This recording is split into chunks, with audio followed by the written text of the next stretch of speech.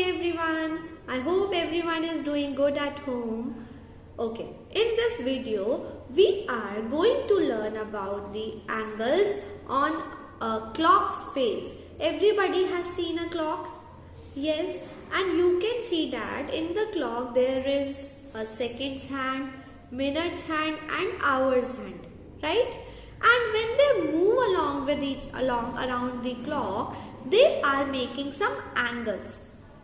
So we are going to discuss about those angles made by the hour hand and the minute hand in the clock. Alright, so this is our clock, right? We all have seen this clock at home. Everybody has seen a clock at home. You all can watch it. Okay, so you can see that our clock starts from 1, 2, 3, 4, 5, 6, 7, 8, 9, 10, 11 and 12. That means it is divided into 12 parts. And in one day our hour hand, the short hand, revolves around the whole clock in two times, right? We all know that much as well, that the hour hand revolves around the whole clock twice in one day. And the next is our minute hand. After hour hand we are having a minute hand. The short hand is the hour hand, the long hand is the minute hand. Minute hand is also revolving around the clock. Yes, and it is in the shape of circle. So if the hour hand or the minute hand, both of these are moving around the clock in a circular shape, that means they are completing one whole circle, right?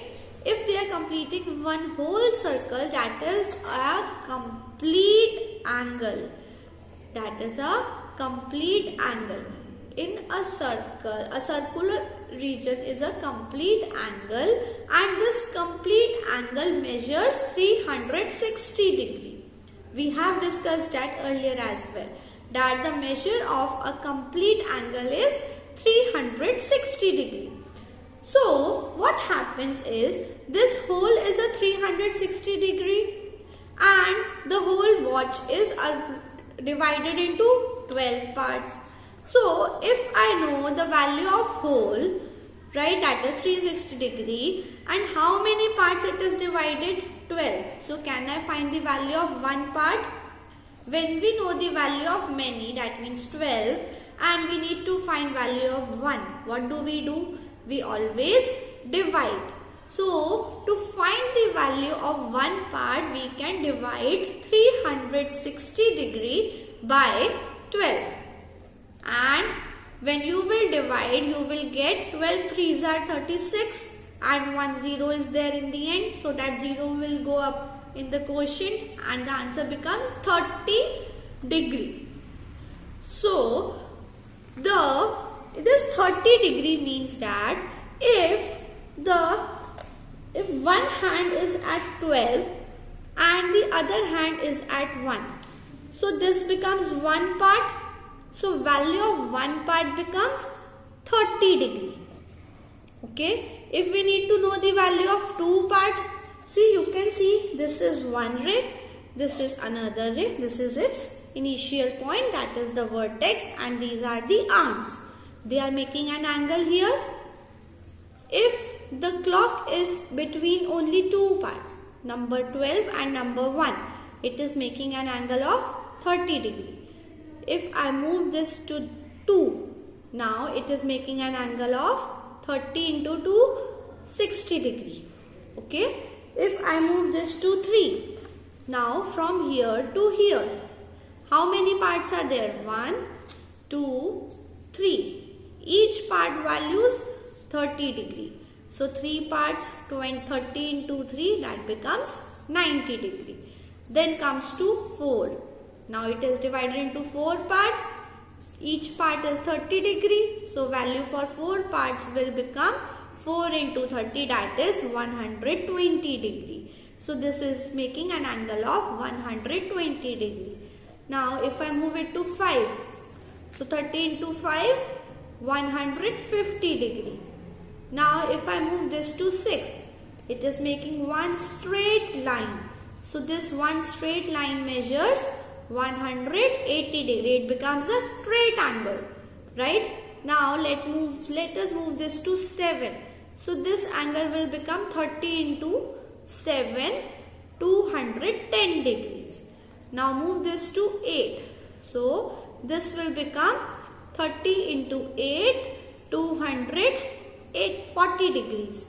Now 30 into 9, that becomes from here to here. 30 into 9, that is 270 degree. Then I move this to here at 10. So 30 into 10, it will be an angle of, this one will be an angle of 300 degree. 30 into 11, this will become 330 degrees. And to 12, 30 into 12, 360 degree. This becomes your complete angle. So I hope you all have understood that how we can measure the approximate angle made by the hour hand and the minute hand in a clock. Okay, so here we will now do the exercise questions. That is the question number 4, A part. Let us do the exercise questions. Exercise number 3, question number 5. It says that you have to tell the approximate measure of the angle formed by the two hands of the given clocks. So first of all, what we will see that in A part you can see the time shown is 4:30. 4:30. This is the time shown in the A part from question number 5. So we have to tell the measure of this angle. Now you can check that from 4 to 6. It is the one hand is at 4, the other hand is at 6. From 4 to 6, how many parts the circle? This is divided. It is divided into 1, 2 parts. And we know the value of one part is 30 degree. So the value of two parts will become 60 degree. So the question number 5, A part becomes 60 degree.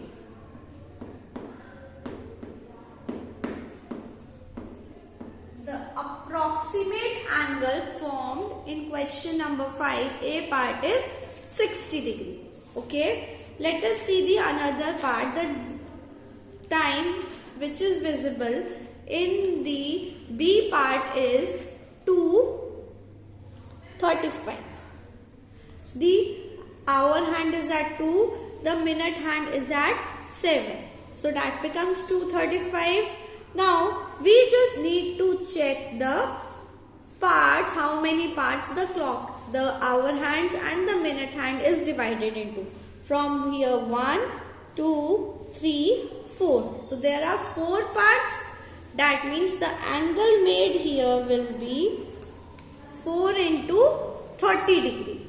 Right? That becomes an approximation of 120 degree. 4 into 30 is 120 degree. Clear? Let us go to the next part. In the C part, the time which is visible is this. The hour hand is at 9. The minute hand is at 2. So we have to tell the angle made from here to here. That means this angle. So again we will simply check the number of parts in which it is there. So 9 to 10, 1, 2, 3, 4, 5. Total there are 5 parts. Each part measures 30 degree. So 5 parts measures 5 into 30 degree, that is 150 degree. Clear? The last one is, the time shown here is 1 o'clock. Only 1 o'clock. From 1 to 12. From here we have to tell. That means this much. Only one part. So it becomes one part value measures 30 degrees. So it becomes 30 degrees.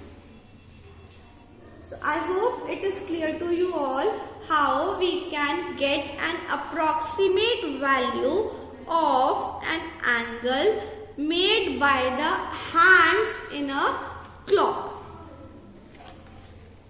Now let us look at our next topic, that is there are some special types of angles. The two types of angles are complementary angle and supplementary angle. So in the complementary and the supplementary angles, there are two different types. Always we look into the pair of angles, and pair means two angles. We will check the two angles. Complementary means the sum of the angles, like whatever the measure of those two angles are given to us, if we will add them, the sum should be equal to 90 degree. If the sum is equal to 90 degree of both the angles, we call them as complementary angles. Okay, and 90 degree means a right angle, right? So that doesn't mean that they are right angle. It means that they should be only acute angles. Acute angles are smaller than 90 degree, right? So if ever we have to check whether the angles are complementary, what do we need to check? First of all, that they should be acute. Acute means they should be less than 90 degree first of all. The second thing is that we will find the sum of the angles. If the sum is equal to 90 degree, we can say that they are complementary angles. And that also means that the one angle is complement to the other angle. That means if we will subtract the value of one angle from 90 degree, we will get the other angle. Let us see the define of it. Two angles are said to be complementary if the sum of the two angles is 90 degree and the one angle is complement of the other. Clear? Now the next is supplementary. Supplementary is similar to complementary, just we need to do one correction here, that is the sum should be equal to 180 degree. If the two angles are given to us and we find the sum of those two angles, that means we add the degrees of those two angles and that comes equal to 180 degree, we call them as supplementary angles. And the one angle is supplement to the other. That means if we subtract the value of one angle from 180 degree, we will get the value of the other angle. So the define for supplementary angles can be two angles are said to be supplementary if the sum of their measure is 180 degree and the one angle will be the supplement of the other angle.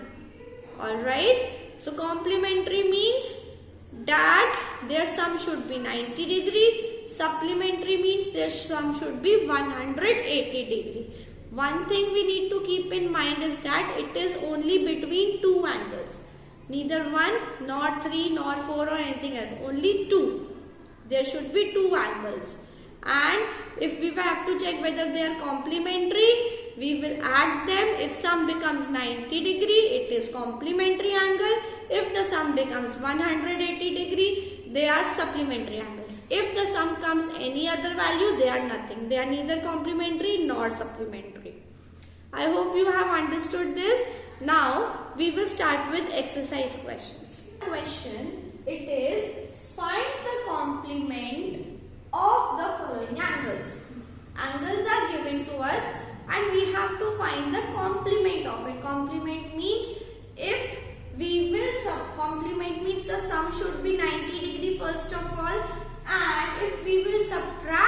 given angle from 90 degree, we will get the complement of that angle. A part is 19.3 degree. So if we have to find complement, we will write complement of 19.3 degree is equal to, complement means sum should be 90 degree minus the given angle, that is 19.3 degree. So you will simply subtract 90.3 from 90. It is a decimal number, so we can make 90 also as a decimal number by putting point and 0, and we will subtract it. It will become 8, 9, 10. 10 minus 3, 7. Put a decimal point. 9 minus 9, 0. 8 minus 1, 7. So the complement of 19.3 is 70.7 degree. Do not forget to put the symbol of degree. Why? Because it is an angle and angle is measured in the degrees. Okay. Then B part is 32.5 degree. 32.5 means 32.5 degree. Alright. So complement of 32.5 degree is equal to 90 degree minus 32.5 degree. That is, let us subtract it. It will become 90.0 minus 32.5. So 8, 9, 10. 10 minus 5, 5. Decimal point 7. 8 minus 3, 5. It becomes 57.5 degree. Also you can write it as 57.5 degree. You can write it anyway. So whenever we have to find the complement of any angle, we will simply subtract it from 90 degree. Okay. The next question is find the supplement of the given angle. Supplement means the sum of the angles should be 180 degree. So here to find the supplement, what we will do? We will subtract the given angle from 180 degree. Okay. So 63.7 degree it is. So supplement of 63.7 degree is equal to 180 degree minus 63.7 degree. And we will subtract it, we will get our supplement. As it is in decimal point, so 180.0, 63.7, and we will subtract. Zeros will borrow from 8, 8 will become 7.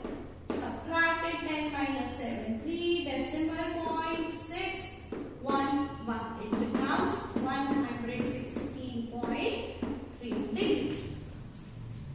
I hope it is clear. Let us do one more part, 94.8 degree. So supplement of 94.8 degree is equal to 180 degree minus 94.8 degree. So 180.0, 94.8, and subtract it.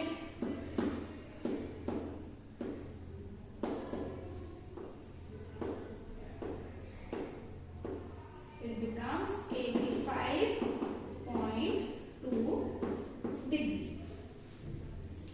Okay, I hope you all have understood how we can find the complement of a given angle, how we can find the supplement of the angle. So in this video we learned how the angles are formed in the clock, and each part in a clock is measured 30 degree. So whatever the parts are there, in the way the hands of a clock are there and the number of parts between them, we will simply multiply that multiply 30 degree by the number of parts and we will get our angle found by the given hands.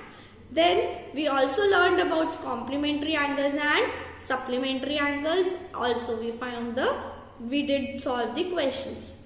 So hope you all have understood this much. Complete this much work and be safe at home. Take care all of you. Thank you.